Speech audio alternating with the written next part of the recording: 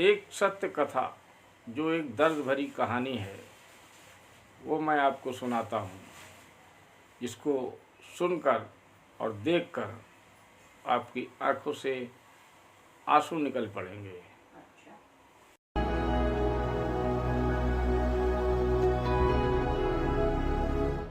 फिर मैंने देखा आते जाते लोग उन्हें भी कुछ दे रहे थे और वो लेकर रख रहे हैं। मैंने सोचा कि मेरा अंदाजा गलत था, वो बुजुर्ग भिखारी ही है। जिज्ञासा पूर्वक मैं की तरफ बढ़ा तो कुछ लोगों ने मुझे आवाज लगाई, उसके करीब ना जाइए डॉक्टर साहब, वो बूढ़ा तो पागल है।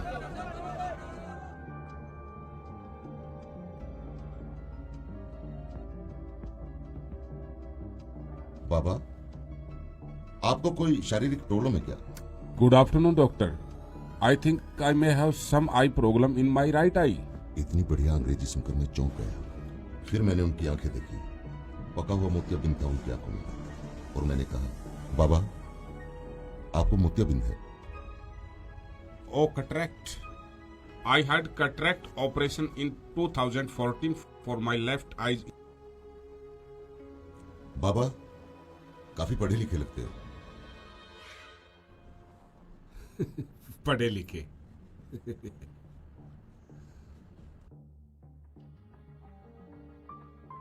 लो डॉक्टर, उधर बैठकर बात करते हैं, वरना ये लोग भी तुझे मेरी तरह पागल कहेंगे। May I hear? अरे अभी तो समर्थ हूं मैं अपना खुद बोझ ढोने में। तो हाँ बाबा, अब बताओ आप यहाँ क्या कर रहे हैं? I am mechanical senior operator. मैं एक कंपनी में सीनियर ऑपरेटर था। वहां नए बच्चों को सिखाते सिखाते एक दिन मशीन में पैर आ गया और बैसाखी हाथ में आ गई। अब लंगड़े बैल को कौन काम पे रखता है।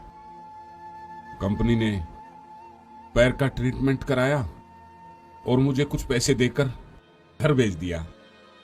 मैंने उस पैसे से एक छोटी सी वर्कशॉप बना डाली और डॉक्टर मेरा बेटा भी मैकेनिकल इंजीनियर है। और धीरे धीरे बेटे ने तरक्की की और कंपनी बनाई।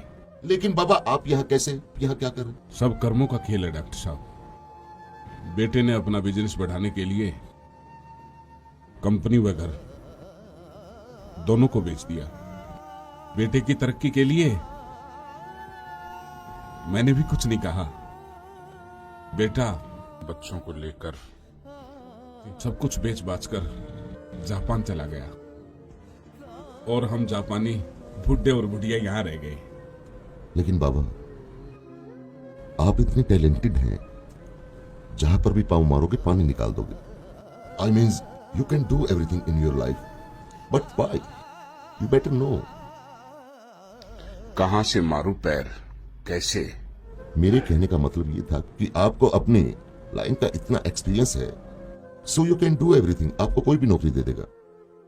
यस डॉक्टर, इसीलिए मैं कंपनी में जॉब करता हूं और वहां मुझे पूरे 8,000 तनख्वाह मिलती है। आप यहाँ क्या कर रहे हो? बेटे के जाने के बाद मैंने एक छोटा सा घर किराए पे लिया और मैं और मेरी पत्नी दोनों रहते हैं। उसको पैरालाइजिस है।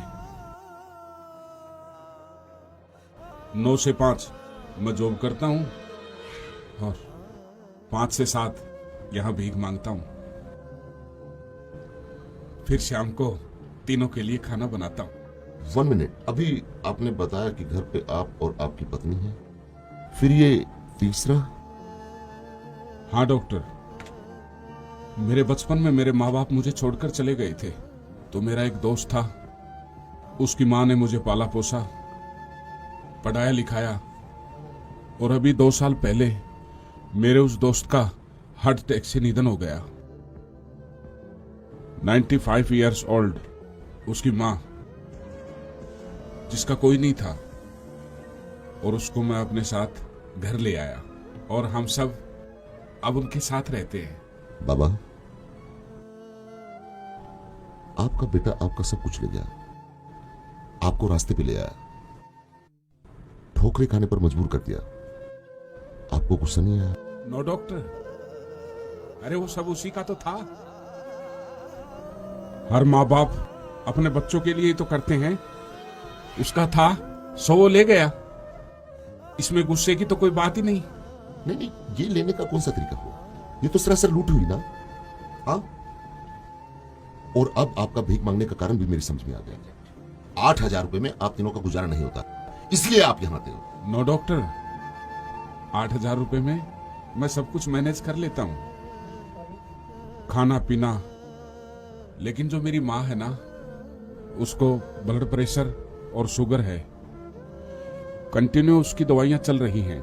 बस 8,000 रुपए में मैं वो दवाइयां मैनेज नहीं कर पाता, इसलिए मैं 5 से 7 यहां भीख मांगता हूं, जो भीख में पैसे आते हैं। और हाँ डॉक्टर, मैं पैसों के अलावा भी स्वीकार नहीं करता। जो भीख में जो पैसे आते हैं, मैं मेडिकल स्टोर वाले को जमा करा देता हूं हर रोज, और वो मुझे महीने भर की दवाइयां दे देता है। किसी दूसरे के माँ के लिए आप यहाँ हर रोज भीख मांगते हो? हाँ, नो डॉक्टर, किसी और की नहीं, वो मेरी अपनी माँ से भी बढ़कर है। बचपन में उसने मुझे पाला पोसा, मेरा बहुत कुछ किया। अब मेरी बारी है ना, मैं भी उसके लिए कुछ करूं। मैंने उन दोनों से कह रखा है कि 5 से 7 मुझे एक काम और मिला है। अच्छा बाबा, एक बात बताओ, अगर उनको पता चले कि आप 2 घंटे भीख मांगते हो तो उनको बुरा नहीं लगेगा? कैसे पता चलेगा डॉक्टर साहब?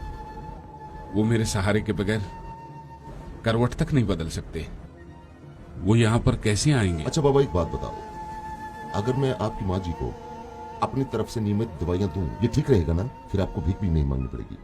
डॉक्टर, आप भिखारियों के लिए दवाइयां देते हैं, लेकिन आप माँ जी को दवाइयां देंगे तो वो भी भिखारी कहलाएगी ना? अभी मैं समर्थ हूं, मुझे कोई भिखारी कहे तो चलेगा, लेकिन माँ जी को कोई भिखारी कहे ना, वो मुझे मंजूर नहीं। डॉक्टर बाबा, भिखारियों को डॉक्टर समझकर नहीं, बल्कि ये भाई समझकर आई रिक्वेस्ट यू, प्लीज ये दवाइयां स्वीकार कर लीजिए। डॉक्टर, मुझे इस रिश्ते में मत बांधो। एक गया है छोड़ के, कल को अगर तुम भी चले गए, मुझ में सहन शक्ति नहीं है। खुश रहो बेटा तुम। अच्छा, अब मैं चलता हूं, मुझे घर जाके अभी खाना भी बनाना है। शब्दों से तो उन्होंने मेरे द्वारा पेश किए गए रिश्ते को टुकरा दिया था, लेकिन मेरे सिर पर रखे उनके हाथ के गर्म स्पर्श ने मुझे बताया कि मन से उन्होंने इस रिश्ते को स्वीकारा था।